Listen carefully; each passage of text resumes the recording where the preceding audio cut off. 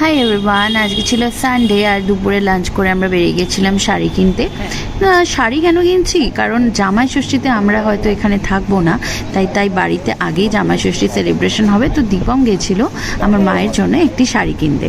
তোমরা জানোই জামাই ষষ্ঠীর একটা অনবদ্য রিচুয়াল এটা, যে জামাই শাশুড়িকে গিফট দেয় এবং শাশুড়ি মাও যে হয় মেয়ে জামাই সবাইকে গিফট দেয়। তো তার জন্য আর আগের বছর আমরা খুবই গুরুত্বপূর্ণ কারণের জন্য এটা সেলিব্রেট করতে পারিনি, তাই এই বছর একটা ছোট্ট সেলিব্রেশন বাড়িতে হবে, তার জন্য আমরা কেনাকাটাটা করতে গেছিলাম।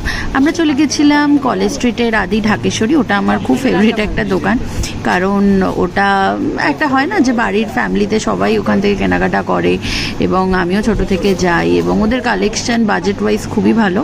তো এই যে এই শাড়িটা মায়ের জন্য ফাইনালি আমরা চুজ করেছিলাম, খুব সুন্দর একটা ঢাকাই শাড়ি।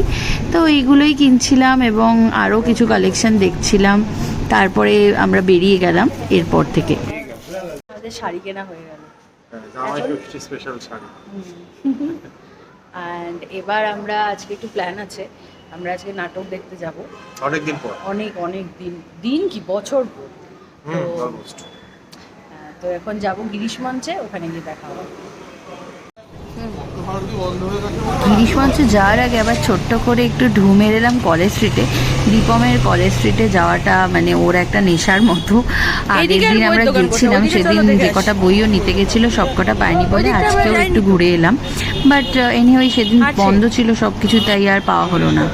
এরপরে দেখো আমরা গিরিশ মঞ্চের ওখানে চলে তো গেছিলাম, কিন্তু তখনও থিয়েটার খোলার অনেকক্ষণ বাকি ছিল। তো তার অপোজিট দিকেই দেখো শ্রী গৌরীয় মঠ ছিল, তো এখানে আমরা কখনো আগে যাইনি।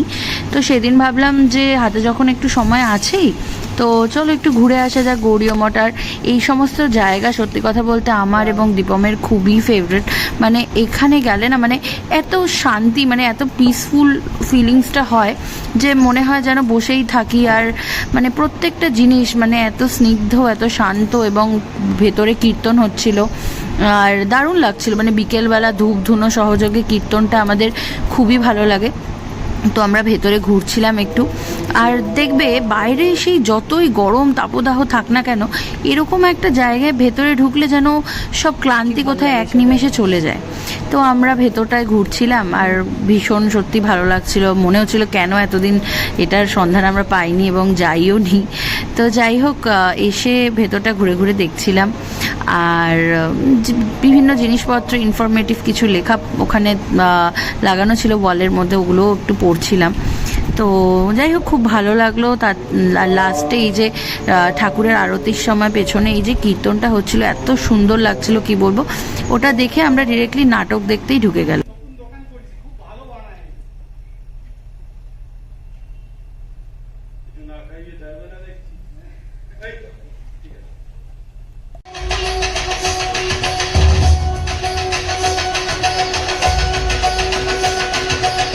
এটা আমার করা উচিত হয়নি, বাট তাও নাটকের ছোট্ট কিছু গ্লিমস তোমাদের সাথে শেয়ার করলাম।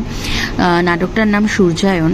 তোমরা পারলে মানে ট্রাই করো দেখার, মানে এত সুন্দর এবং এত ভালো নির্দেশনা, খুব ভালো লেগেছে আমাদের।